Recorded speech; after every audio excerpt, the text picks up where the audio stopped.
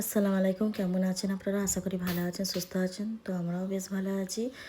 এইটা আমার বোনঝির জোরের দিন ছিল আর কি, জোরের পরের দিন মঙ্গলবার ছিল, হ্যাঁ শায়দ মঙ্গলবার। তো এইগুলো আর কি গিফট টুকটাক যা পড়েছিল। আর এই যে শাড়িটা রয়েছে তত্ত্বর মধ্যে, এটা হচ্ছে আমার খালার, মানে আমার খালা সাথে গিয়েছে, যেহেতু আমার মা নেই আমাদের মধ্যে।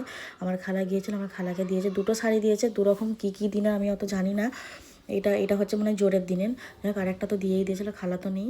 খালা মানে আমাদের বাড়িতে এসেছিলো, এসে একদিন থেকে আবার চলে গেছে। মঙ্গলবার, হ্যাঁ মঙ্গলবারে চলে গেছে বৈকালে। তো যাই হোক চলে গেছে। এগুলো বাচ্চারা সব নিয়েছে, যেহেতু পুরনো সব মডেলে অনেকে দিয়েছে। গ্রামে আশপাশের লোকেরাই পুরনো মডেলের জিনিসই দেয়। তো এইগুলো আমাদের যুগেও ছিল না, আমার বোনেদের যুগে ছিল। মানে যুগে বলা ভুল, এই 8-10 বছর আগের কথা। পিলা কাঁচের গ্লাস টিলাস সেখানে বাচ্চারা বলে আমরা নিয়ে খেলবো, ওদের সব খেলতে দিতেছিল। আর মুঞ্জার কি খুলছিল বলে ভাবনা একটা ভিডিও বানায়। আর এইটা ছিল বুধবার দিন। সব বাচ্চারা মানে আমার বড় বোনের টোটো আছে, টোটো করে সব চলে এসেছিলো, আর আমরা বাইকে করে। আর হোটেল রোদ্দুর মানে কি বলবো, সবাই বলে নাম করা মানে ফেসবুক আর ইনস্টাগ্রাম খুললেই তো হোটেল রোদ্দুর দেখা যায়, তাই না? আর যতটুকুন দেখনুন বা শুনিওছি হোটেল রোদ্দুরে মানে সবাই বেশিরভাগ ফটোশ্যুট করতেই আসে, ফটোই তুলছে। কেউ সেরকম কিছু খাচ্ছে না, ভিড়ও নেই অতটা। আর সেরকম খাবারেও হয় না, প্রচুর খাবার নষ্ট হয় আর হয় অনেক কিছু জানলাম। আমরা তো দেশে থাকি না, দেশের বিষয়ে হয়তো জানবো নি। তো সবাই বলছিল। আর এরা যেহেতু সন্ধ্যেবেলায় সব এসেছিলো 7:30টার দিকে, সবাই বললো যে চাইনিজ খাবার খাবো, তো খেয়েছিল। আর এইটা তো আলাদা করে, এটা তো সব মশাট বাজার থেকে সব কিছু এনে দিয়েছিল আর কি ওর বাবা, মানে আমার হাজব্যান্ড। বলেছিল চাউমিনটা একটু বাচ্চারা বেশিই পছন্দ করে, আর আমার ছেলে তো চাউমিন খেতে চায়নি, বলছে ঝাল ঝাল, তোর লেগে মোগলাই নিয়ে এসেছিলো। তো যাই হোক খেলো, আর ওই সবই খেয়েছিল। আর এইদিকে সব আমরাও খাবো, আমরা চা করতে, মানে সন্ধ্যা হতো চা তো চাই, চা একটা আমাদের ভক্ত, চা না খেলে হয় না, আবার যেহেতু ঠান্ডার সময়। তো মেন কথায় আসে, ভিডিওর মধ্যে ভয়েস দিলে মানে কি বলবো না সবটাই যেন গুলিয়ে যায়, কারণ অনেক দিন বাদে দিই। আর এতদিন বাদে ভিডিও ছাড়লেও মানে চ্যানেলের প্রচুর ক্ষতি হয়, মানে ডাউনে চলেছে যাকে বললে হয়। আমি কিন্তু ভিডিও ফেসবুকে এখন দিই, যে কোনো জিনিসে একটা মানে ভক্তি বলে না, কথাতেই আছে, ভক্তি থাকলে সব কিছুই ভালো লাগে। আর ভিডিওর মধ্যে ভয়েস না ঠিকঠাক এলে দিতে ভালো লাগে না ভিডিও। ইউটিউবে প্রচুর পরিশ্রম করতে হয়, প্রচুর। ইউটিউবে প্রত্যেকটা আপুর ভিডিও দেখতে হবে, কমেন্ট করতে হবে, লাইক দিতে হবে ঠিকঠাক, ভুলভাল হলেই হবে না।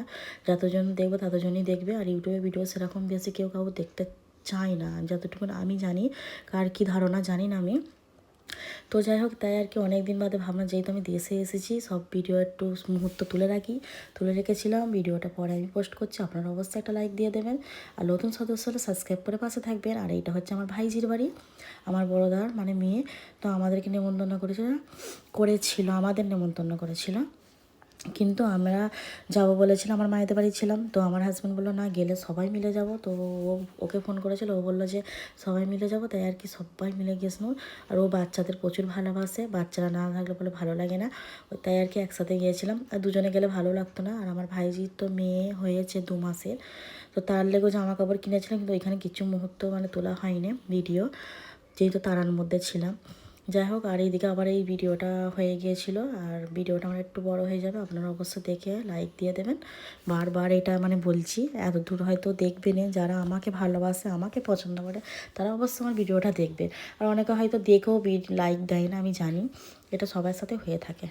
ভিডিওটার মধ্যে আমি 2বার হয়ে গেল ভয়েস আবার দিচ্ছি, মানে কত যে পরিশ্রম করতেছে কী বলবো, মাথার যন্ত্রণা ধরে গেছে, কারণ ঘুম পাচ্ছে, রাত্রিরে 11টা বেজে গেছে। আর যাই হোক, শেয়াখালার মেলা এটা হুগলির। তো মেলাটায় এসেছি, আমরা তো পেরোর মেলা পাইনি, আমাদের হুগলির সবচেয়ে বড় মেলা হচ্ছে আমাদের এখানে পেরোর মেলা মাঝেটে। আর শেয়াখালার মেলা খাস করে আমি আসিনি, আর আমার ছেলেকেও আনিনি, মেলা এলেন ছেলেকে নিশ্চয়ই আনতো না, আর ভাইজিরাও আসতো। আর যেহেতু দেখলাম শেয়াখালার মেলাটা, আমি মানে ছোটো থেকে নিয়ে আমার বোনেদের বাড়ি বিয়ের পরেও মানে এসেছি, গিয়েছি, যতবারই করেছি, ভালোই বেশ বড় হতো, কিন্তু এবারে সেরকম মেলাটা বড় হয়নি, মানে আমাদের এখানে ঘুড়ি ম্যাচের মতন ছোট্ট মেলা লাগলো। তো আমরা গিয়েছিলাম আরামবাগ ফেলে রেখে আমার হাজব্যান্ডের বন্ধুর বাড়ি নেমন্তন্ন দিয়েছিল। ছেলেকে নিয়ে যাই, যেহেতু অনেকটা অনেকটা 2-2.5 ঘন্টার রাস্তা, তাই আর কি দুজনে মিলে বাইকে করে গিয়েছিলাম। আর আমরা ধূরপাল্লায় গেলে বাইকে যাই, সেটা বাইরে হোক আর দেশে হোক বাইকে করে যাই। ছেলেকে রেখে গিয়েছিলাম, যাওয়ার পথে ওই আর কি বললাম যে একটু ঢুকি, বললো ঠিক আছে চলো। তো সব কেনাকাটা টুকটাক আমার ছিল, কিনে আবার বাদাম জিলিপি নিয়ে নিলাম। তো বাদাম জিলিপির দাম তো এখন অন্যরকম হয়ে গেছে, বেড়ে গেছে, তবে এখানের বাদাম খুব সুন্দর। শেয়ারখালা থেকে আমি যখনই আমার মানে বোন পাঠাতো বাদাম ভালো হয় এখানে। তো যাই হোক বাদাম তো খাওয়া হয়ে গেছে, আর নিয়ে যাবো রোজার মাস যেহেতু পড়ে গেছে, আর 2 দিন বাকি আছে রোজা। তো রোজার মধ্যে হয়তো ভিডিওটা আমার পোস্ট হতে পারে বা রোজার আগেও হতে পারে, যেহেতু আমি এখন আছি মায়েদের এখানে। মায়েদের এখানে জিওর টাওয়ার থাকে না, আমার যেহেতু নেট আনলিমিটেড মানে ফ্রি, ওইভাবে রিচার্জটা করা আছে। আর এইখানে তো ওয়াইফাই কোথাও পাবো, তাই না? আমার দাদারা থাকে না বলে ওয়াইফাই লাগানো, থাকলে হয়তো লাগাবে। এখানে আশেপাশে সবাই ওয়াইফাই লাগানো আছে, আর প্রত্যেকটা মানুষের সিম হচ্ছে এয়ারটেল। আমার তো জিও টাওয়ার থাকে না। তো আমার শ্বশুরবাড়ি ওইখানে গেলে আমার ভিডিওটা পোস্ট হবে, কারণ ওইখানে ফুল টাওয়ার থাকে আর কি আমার। তো যাই হোক, এদিকে লাউ শাকটা মানে আমার শাশুড়িদের আর কি গাছে, তো ওকে বলেছিলাম আনবে, যেহেতু আমার ওইখানে থেকেও খাওয়া হয়নি, এই কুটুম ওই কুটুম এইটা সেটা করে খাওয়া হলো না। তো রান্না করেছিলাম আমার ভাবি, খুব সুন্দর হয়েছিল। আর এদিকে ভাবলাম যে আপনাদের সঙ্গে একটু রুমটা শেয়ার করি, দেখাচ্ছি আর কি। আমার ছেলে তো ঘুমিয়ে গেছে, ছেলের শরীরটা খারাপ। ছেলেকে শুক্রবার দিনকে রবীন ব্যানার্জিকে দেখিয়েছি, এইখানে যেহেতু ভালো ডাক্তার, সবাইয়ের মুখেও শুনেছি, আমার বোনজিরাও দেখায়। এর আগে আমি 2 বছর আগেও এসেছিলাম যখন, তখনও দেখিয়েছিলাম। তাই আর কি ভাবলাম যে ওই ডাক্তারটাই ভালো, তো দেখাই। হঠাৎ জ্বর, ঠান্ডাও লেগেছিলো, ননদের বাড়ি লেগে গেছিলাম। ননদের বাড়ি গিয়েছিলো যেহেতু থাকবো বলে লেগে গেছিলাম, নাহলে লেগে যেতাম না ওইখানেও। আমরা দূরপাল্লা যেখানেই যাই আমরা দুজনে হাজব্যান্ড ওয়াইফই যাই, ওকে নিয়ে যাই না। আমার বোনের ভরসায় আমার মায়েদের বাড়ি রেখেছে, আর শ্বশুরবাড়ি হয়তো চিন্তাই নেই, ওর বুবুজি আছে ওকে দেখে। হঠাৎ করেই আমার ছেলের জ্বর সর্দি লেগে গিয়েছিল, ডাক্তার দেখার পরে 2 দিন পরে একটু সুস্থ হলো। আবার হঠাৎ করে মানে উল্টি হলো, মানে একটা গরম টাইপের গ্যাস টাইপের হয়ে গেছিলো, উল্টি হয়েছে, লুজ মোশন, মানে কিচ্ছু খাচ্ছে না, মুখ পুরো তো এমনি জ্বর হয়ে আর কি খারাপ হয়ে গেছে। আবার তার সাথে সাথে আমার ছেলের শরীর খারাপ হলে আমার হবে না, এটা তো হতেই পারে না। ওর হলে আমার হবে না, না আমার হলে ওর হবে, দুজনেই আমরা প্রচুর তো আমারও শরীর খারাপ হয় ঘন ঘনই, মানে ঘন ঘন বলে কি মাসে মাসে শরীর খারাপ হয় আমার ছেলের আমার। অনেকেই বলছে মৌসুম চেঞ্জ হচ্ছে, মৌসুম চেঞ্জ হচ্ছে, কিচ্ছু নয়। মৌসুম তো আমাদের ব্যাঙ্গালোরেতে একই, সবসময়তে ঠান্ডা, তাহলে হয় কেন? ওইখানে তো 12 মাসই থাকে। এটা স্যুট বা মৌসুমের সাথে কোনো কোনো নেই, মানে তার লুক নেই। যাই হোক, যাকে হয় বলা হয়, ওর হয় শরীর খারাপ। তো যাই হোক, আমার দাদারা কিন্তু নেই বললাম, আমার দাদারা চলে গেছে, ওরা 1 সপ্তাহ মতন মাত্র ছিল। কারণ হঠাৎ করে এসে খালি হিয়ারিংয়ের লগে, হিয়ারিংয়ে ওরা নাম এসছে, কিন্তু আমাদের নাম আসে না, আমাদের দুজনেরই নাম আসে না আর কি, হাজব্যান্ড ওয়াইফে। এরপরে কাগজ বলছে বেরিয়েছে, আবার হয়তো হতে পারে জানি না, তাই আর কি রুকে যাওয়া। তো আমাদের ডেট পড়ে গেছে যাওয়া, চলে যাব খুব তাড়াতাড়ি রোজার মধ্যে। রোজা তো পড়ে যাবার 2 দিন বাকি আছে। আর এই দেশে এসে না এবারে যেতেও মন যাচ্ছে না, মানে কেন কি জানি, অন্য সময় যাবার লাগে কুটোকুটি করি, কারণ এইবারে ঠান্ডা আছে, মানে গরম তো নেই। আর এই কিচেনটা দেখালাম, মানে আমার ভাবির কিচেনে, মানে কিছুই তো ইউজ করে না, ওতে এসে থাকে না। 1-1.5 মাস 2 মাস থাকলে পরে তবু মানে আর কি ওয়াশিং মেশিনটা ইউজ করে, নাহলে বাকি সব প্যাক করায়।